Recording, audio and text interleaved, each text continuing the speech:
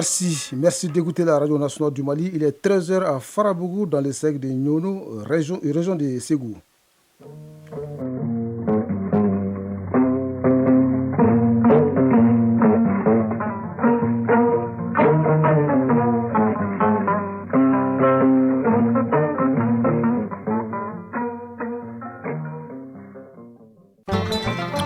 Mesdames et messieurs, bonjour et bienvenue dans cette deuxième édition de Mali Actualité, une présentation de Salimata Dao. Et Bourama Traoré, voici les titres. Le camp de Farabougou a été la cible d'une attaque le 12 décembre dernier. Pour apporter le soutien de l'État aux populations attristées et les encouragements aux FAMA pour leur engagement, le commandant du secteur 5 de l'opération Maliko s'est rendu dans la localité. Échange entre les maraîchères de Niamakuru et le ministre en charge de la promotion de la femme. L'ambition de veiller à l'épanouissement et à l'autonomisation de ces femmes a conduit Dr Koulibaly Mariam Maïga auprès d'elle. La ministre leur a offert des présents à l'issue de sa visite. En RDC, plus de 44 millions d'électeurs étaient appelés hier aux urnes pour les élections présidentielles, législatives et locales. Le vote se poursuit ce jeudi suite à de nombreux dysfonctionnements qui ont émaillé la journée de mercredi. À l'affiche de la page sport, 10e journée du championnat national de Ligue 1, l'étape démarre demain. Coupe CAF, 4e journée de la phase des poules dans le groupe D. Le stade malien s'impose devant Sékou Kouné United d'Afrique du Sud 1-0. Les détails en fin d'édition avec Abdou Karim Kaba. Bonjour et bienvenue. Après l'attaque du camp de Farabougou le 12 décembre dernier, le commandant du secteur 5 de l'opération Maliko s'est rendu dans la localité. L'objectif est d'apporter le soutien et les messages de félicitations des autorités du pays aux FAMA qui se sont rigoureusement battus contre les ennemis de la paix. Il s'agissait pour le colonel Youssouf Oumar Sissé de rassurer les populations que toutes les dispositions sont en cours pour renforcer la sécurité dans la localité de Farabougou située dans le secteur de Nyono. Les récits de nos envoyés spéciaux Fousseni Samake et Karamoro Traoré de l'ORTM Ségou.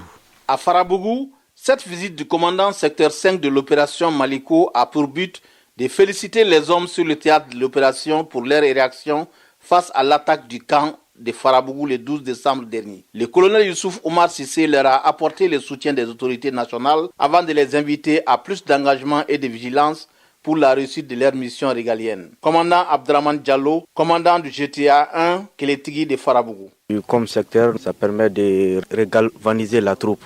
Farabougou est une partie du Mali et notre mission est d'y mettre pied sur toute l'étendue du territoire. Colonel Youssouf Oumar Sissé, commandant du secteur 5 de l'opération Maliko. Le poste de sécurité de Farabougou a fait face à une attaque d'une grande envergure menée par les groupes armés terroristes. Le renfort dépêché a permis de reprendre totalement et très rapidement le contrôle. Des mesures sont prises pour qu'un renforcement conséquent du poste soit de mise. Nous sommes venus aussi féliciter nos hommes qui se sont battus avec tous les moyens dont ils avaient en leur possession. Nous sommes également félicités. Le renfort dont la promptitude a permis de rétablir un rapport de force favorable à nos forces. C'est la raison pour laquelle, au nom de toute la hiérarchie, je suis venu pour leur apporter tout le soutien et les félicitations et les encouragements du commandement. Le colonel Sissé s'est ensuite rendu dans les villages où il a rencontré les populations afin de les rassurer que tout sera mis en œuvre pour leur sécurisation. Je tiens à rassurer les paisibles populations que tout sera fait pour leur assurer la quiétude dont ils ont tant besoin. Fa Koulibaly, habitant. Nous condamnons cette attaque terroriste. Nous apprécions la visite du commandant secteur 5. Un témoignage fort pour l'élan de solidarité. Sidi Mohamed Koulibaly, chef de village de Farabougou. Le gouvernement nous a bien soutenus depuis le début de cette crise. Nous lui demandons plus de soutien et plus de sécurité. Cette visite à Farabougou a pris fin par une remise de vivres aux populations. Ségou Fousseni Samake et Karamoko Traoré pour l'ORTM. Ici, à Bamako, les organisations de la société civile viennent d'élaborer un document. Il porte sur le positionnement harmonisé de la société civile pour la refondation de l'État et une transition réussie au Mali. Le document a été présenté à l'occasion d'une conférence débat autour de la situation des droits de l'homme au Mali et du droit international humanitaire. Compte rendu, Soumaou Aïdara. Les organisations de la société civile s'engagent pour la refondation du Mali. Pour mener à bien cette mission commune, le Conseil national de la société civile, le Forum des organisations de la société civile, la coordination des associations et ONG féminines, entre autres, se donnent la main, d'où la création d'un consortium pour soutenir les réformes. Ce projet vise à contribuer au renforcement et à la réussite du processus de transition à travers une veille citoyenne inclusive et efficiente. Badra Alusako, président du comité technique de la société civile pour le suivi et la réussite de la transition. Le mécanisme de veille de la société civile a axé son dispositif de suivi autour du plan d'action prioritaire 2022-2024 du gouvernement. La stratégie de mise en œuvre est d'organiser des sessions sur différentes thématiques au terme desquelles les contributions de la société civile sont élaborées et transmises aux plus hautes autorités. Pour la refondation d'un État, il est crucial de lutter contre la violation des droits humains. Une question qui tient à cœur le gouvernement et les organisations de la société civile. Badra Alusako, président du comité technique de la société civile pour le suivi et la réussite de la transition. Malgré ces engagements, la situation des droits de l'homme et du droit international humanitaire fait face à des défis consécutifs à l'éclatement de la crise multidimensionnelle en 2012, entraînant la détérioration de la situation sécuritaire, la faible présence de l'État et de son autorité sur une partie du territoire. Des défis auxquels les organisations de la société civile vont tenter d'apporter des réponses pour la stabilité du Mali. Le ministre de la Promotion de la Femme, de l'Enfant et de la Famille va à la rencontre des maraîchères de Niamakoro en commune 6 de Bamako. L'initiative rentre dans le cadre de l'une de ses missions phares, celle de veiller à l'épanouissement de la famille et à l'autonomisation de la femme. Discussion et remise des présents ont été les moments forts de cette visite, suivie par Awa Adama Koulibaly. Le soleil regagnait sa tanière sur les jardins de la zone aéroportuaire de Niamakoro. Moment propice pour les femmes accompagnées de leurs enfants d'arroser une dernière fois leurs produits maraîchers. Même moment choisi par le ministre chargé de la promotion de la femme de faire un tour sur les lieux, les bras chargés. Coulibaly Mariam Maïga, ministre de la promotion de la femme, de l'enfant et de la famille. C'est des dons qui sont constitués d'engrais, d'arrosoirs et de beaucoup d'autres objets pouvant les aider vraiment à effectuer, à exercer leurs activités de maraîchage. Et nous les avons rassurés que ça, ce n'est que le début, parce que nous comptons dans les temps à venir rentrer en contact avec des partenaires qui peuvent mieux faire que ce don qui a été apporté. Une visite qui a ravivé l'espoir de ces femmes maraîchères dans la réussite de leurs activités. La présidente apprécie cette démarche. Fanta Samake. C'est la première fois qu'on ait la visite d'une autorité. Nous recevons ces équipements avec plaisir. C'est Dieu seul qui sait comment ces équipements sont importants pour nous. Quand on travaille sans les équipements adéquats, on n'en tire pas profit. Le Mali a adopté la loi d'orientation agricole qui, en principe, prévoit 15% des terres aménagées pour les femmes et les jeunes. Le ministre Mariam Maïga compte bien suivre avec rigueur l'application de cette loi au plus grand soulagement des femmes qui travaillent la terre. Les administrateurs du Comité national de labellisation des produits locaux en indication géographique et en marque collective sont autour de la table. Ils vont examiner et valider le règlement d'usage et le logotype de la marque collective des acteurs de l'interprofession de la filière mangue du Mali. Compte rendu, Abdul Karim Kaba. Pour tirer profit des produits du terroir, le Mali compte s'approprier les ressources dont la mangue. Cela afin de conquérir le marché continental et international. Mouktar Fofana, président de l'interprofession de la filière mangue du Mali. Quand vous êtes labellisé, ça permet de mieux vendre, de mieux contrôler le marché, même sur le plan national et sur le plan international. Donc c'est une étape très importante dans notre filière qui va vraiment nous l'assurer et nous permettre d'être vraiment des professionnels. Cette prise de conscience collective pour labelliser la filière bénéficie du soutien du programme d'appui à la compétitivité en Afrique de l'Ouest, PACAO, sur le financement de l'Union européenne. La mangue fait partie des produits qui vendent mieux la destination Mali. Jara Assansila, conseillère technique au ministère de l'Industrie et du Commerce. La mangue constitue actuellement l'un des produits agricoles d'exportation les plus importants du Mali, en plaçant ainsi notre pays parmi les principaux producteurs de mangue d'Afrique de l'Ouest. Sa filière fraîche, transformée, mangue chassée, etc.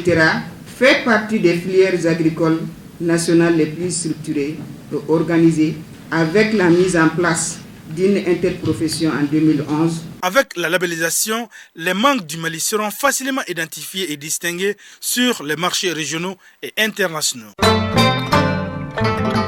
Sur la scène internationale en Guinée, le président de la transition, colonel Mamadi Doumbouya, décrète un deuil national de 3 jours. Il fait suite à l'incendie du principal dépôt de carburant à Conakry qui a causé la mort de 18 personnes dans la nuit de dimanche à lundi. C'était hier soir dans une adresse à la télévision nationale. Le dépôt de carburant de Koronti a une capacité de 63 millions de litres de gasoil, 20 millions de fioul lourd. L'ambassadeur du gouvernement de transition du Niger représente désormais Niamey à New York. En septembre dernier, l'ONU lui avait interdit l'accès à l'Assemblée générale, observant les directives transmises par le Conseil de sécurité qui continuait à reconnaître comme seul légitime le gouvernement du président dessus, Mohamed Bazoum. Après 3 mois de tergiversation, la commission de vérification des pouvoirs de l'ONU a tranché. Cette commission se réunit une fois par an à New York pour statuer sur les éventuelles disputes de reconnaissance de légitimité des ambassadeurs aux Nations Unies. Elle a décidé le 6 décembre dernier de reconnaître l'ambassadeur nigérien du gouvernement de transition. En Guinée-Bissau, le président Umaru Sissoko Embalo a nommé hier soir un nouveau gouvernement de 33 membres, dont 9 secrétaires d'État chargés et dirigés par Duarte Barros. Le nouveau Premier ministre a été chef d'un gouvernement de transition au début des années 2000, après avoir été ministre des Finances à la fin des années 1990. Les membres de la nouvelle équipe gouvernementale sont issus du camp présidentiel et de la coalition d'opposition Païtera Ranka. Il a pour mission principale la lutte contre la corruption. Ces nouveaux ministres et secrétaires d'État doivent être investis ce jeudi, selon un programme officiel. Le Gabon rappelle son ambassadeur d'Angola. Selon plusieurs sources, le ministère gabonais des Affaires étrangères a écrit aux autorités angolaises pour annoncer le retour de son ambassadeur. Un rappel officiellement pour consultation, mais à croire certaines indiscrétions, des désaccords auraient émergé entre les deux pays après le coup d'État du 30 août dernier contre Ali Bongo Ondimba. Des désaccords qui seraient poursuivis jusqu'au sommet de la communauté des États d'Afrique centrale tenu le 15 décembre en Guinée équatoriale et qui a décidé de maintenir la suspension du Gabon des instances de l'organisation. En RDC, plus de 44 millions d'électeurs étaient appelés hier aux urnes pour les élections présidentielles, législatives et locales. Le vote se poursuit ce jeudi suite à de nombreux dysfonctionnements qui ont témoigné la journée de mercredi. Plusieurs centres ont clôturé les opérations de vote tard dans la nuit. D'autres ont déjà entamé le dépouillement des résultats devant les électeurs, les témoins et les observateurs. Du côté de l'opposition, certains candidats à la présidentielle appellent déjà à réorganiser le scrutin. La commission électorale nationale indépendante reconnaît ces dysfonctionnements mais estime qu'au moins 10% des votants ont pu accomplir hier leur devoir civique. Le président Joe Biden a annoncé hier la libération de 10 Américains détenus au Venezuela. En échange, il a décidé de relâcher Alex Saab, un proche du président vénézuélien selon les hauts responsables américains, un homme d'affaires détenu aux États-Unis depuis octobre 2021 dans le cadre d'une affaire de blanchiment. En plus de libérer les 10 Américains, Caracas a remis aux États-Unis un fugitif, Leonard Francis, impliqué dans un énorme scandale de corruption touchant la marine américaine, a précisé le président Joe Biden. Échec des négociations entre l'Éthiopie, l'Égypte et le Soudan sur le barrage de la Renaissance. Une 4e série de rounds qui s'est tenue entre le 17 et le 19 décembre dans la capitale éthiopienne sur les modalités de fonctionnement du grand barrage de la Renaissance n'a pas abouti à un accord. Les différentes parties qui s'opposent sur son approvisionnement se rejettent l'échec des négociations.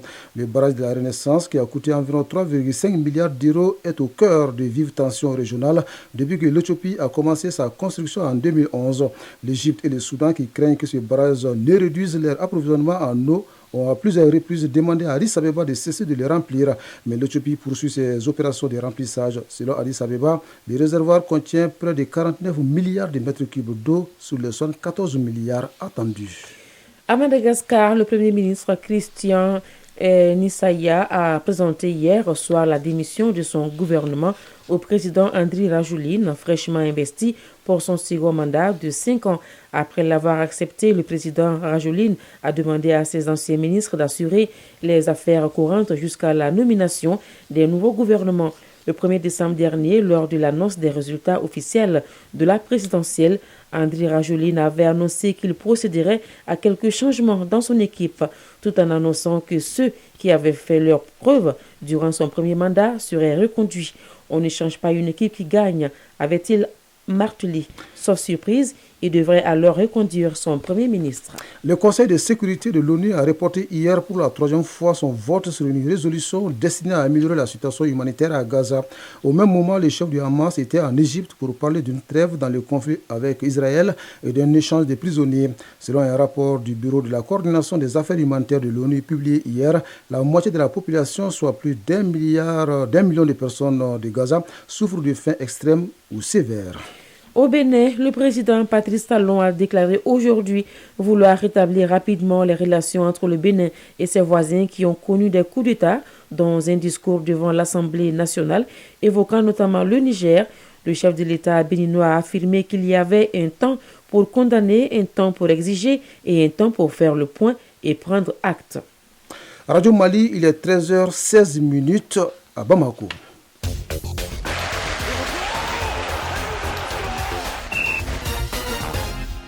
La page sport a été essentiellement consacrée au football. Sur le plan national, la 10e journée du championnat national de Ligue 1 démarre demain. Et sur le continent, l'actualité est dominée par la 4e journée de la phase des poules de la Coupe CAF. Dans le groupe D, le Stade malien gagne 1-0 devant Sekoukoune United d'Afrique du Sud. Pour boucler cette page des sports, on parlera de pénalty dans la leçon du sport. La synthèse de l'actualité sportive porte la signature de Abdul Karim Kaba. Coupe CAF, au compte de la 4e journée de la phase de poule, le Stade malien de Bamako gagne à domicile face aux Sud-Africains de Sekoukoune United. Au stade du 26 mars de Rimadio dans le groupe D, le Stade malien de Bamako a pris le dessus 1-0 sur les Sud-Africains de Sekoukoune United. L'unique but de la partie a été marqué par Franck Tissier à la 63e minute. Une belle victoire pour les Blancs de Sotiba, nous dit Sekou Sek. L'entraîneur du Stade malien de Bamako est au micro de Salif Ouedraogo. J'ai préféré de loin la deuxième mi-temps qu'on a fait contre les Marocains ici, que 90 minutes de cette rencontre. Mais le plus important aujourd'hui, c'était de prendre les 3 points. Moi, je pense que des fois, c'est jouer mal à prendre les 3 points. Vaut mieux que jouer bien et ne rien gagner. Avec ce succès, le Stade malien de Bamako consolide la 2e place du groupe avec 7 points. Derrière, la Renaissance sportive de Berkane du Maroc, 10 points. D'ailleurs, lors de cette 4e journée de poule, les Diables Noirs du Congo et la Renaissance sportive de Berkane du Maroc ont fait match nul, un but partout. Football toujours, la 10e journée du championnat national de Ligue 1 démarre demain avec 4 rencontres au programme. Le duel des mal classés opposera l'USFAS et l'AS Black Star de Badalabougou sur le terrain de Djoliba Assi. Binga FC sera l'hôte du leader, l'AS Real de Bamako, sur le terrain de l'ASB. Le club olympique de Bamako jouera contre Arsenal Talent Sport de Koro ATS sur le terrain du Stade malien de Bamako. Le Djoliba Assi affrontera l'AS Bakaridjan de Baraouli sur le terrain de l'AS Real de Bamako. Suite et fin samedi avec 4 autres rencontres. La leçon de sport pour terminer, la leçon de sport de ce jeudi porte sur le penalty en football. Un penalty, aussi appelé coup de pied de réparation, est accordé si un joueur commet une faute passible d'un coup franc direct dans sa propre surface de réparation. Dans quelles conditions un penalty est accordé? Isaac Tchenou. Un penalty est accordé quand un joueur commet une faute passible d'un coup franc direct dans sa propre surface de réparation. Le penalty est aussi appelé coup de pied de réparation. Ibrahim Aboukrini Aïdara, inspecteur national, nous explique. Alors, le penalty, c'est pour réparer une infraction commise dans la surface de réparation. Et quand une faute de coup franc direct est commise dans la surface de réparation, la réparation de cette faute-là, on l'appelle le penalty. Le penalty, il est sifflé seulement dans la surface de réparation. Dans l'exécution d'un penalty, plusieurs infractions peuvent être commises de part et d'autre. Le tireur peut tricher. Le tireur, il peut faire quoi? Il peut faire une feinte illégale. Et quand il fait une feinte illégale, la loi dit, quel que soit le résultat du tir, le but est annulé, qu'on fera un direct contre le tireur, plus un carton jaune. Un partenaire du tireur peut commettre une infraction. Si un partenaire du tireur empiète, la loi est très claire. Si le penalty est marqué, il n'est pas bon parce qu'il y a tricherie. On reprend le penalty. Mais si le penalty est raté, le penalty est transformé en coup franc indirect contre le partenaire du tireur qui a empiété. Il peut arriver également que l'équipe adverse triche au moment de l'exécution de ce coup franc direct. Ibrahim Aboubakar Aïdara. Si son adversaire triche, quand le but est marqué, avantage. Parce que malgré la tricherie, le but est marqué. Mais si le but est raté, la loi dit on revient au penalty. Le gardien n'est pas exempt de triche au moment du coup de pied de réparation. Le gardien, s'il empiète, s'il triche, le penalty est marqué, avantage. Il triche, on rate, on reprend. Ça, la première fois qu'il triche, la loi dit on ne lui donne pas d'avertissement. Mais le penalty est rejoué. Pour la seconde fois qu'il le fait, on donne un carton jaune au gardien et on rejoue le penalty. Le penalty peut être décomposé, mais la passe en arrière est une infraction. Le ballon est donc joué forcément devant. À 13h, passé de 20 minutes à Farabougou dans la région de Ségou, s'achève cette édition. À la mise en ligne, il y avait Ségou Traoré. La mise en onde a été assurée par Bindou Traoré et c'était au micro Salimata Dao. Et Bourama Traoré, restez connectés sur votre radio nationale. Dans un instant, la lecture des avis et communiqués avec Kani Keita. Merci de votre fidélité. Bonne suite de programme sur Radio Mali.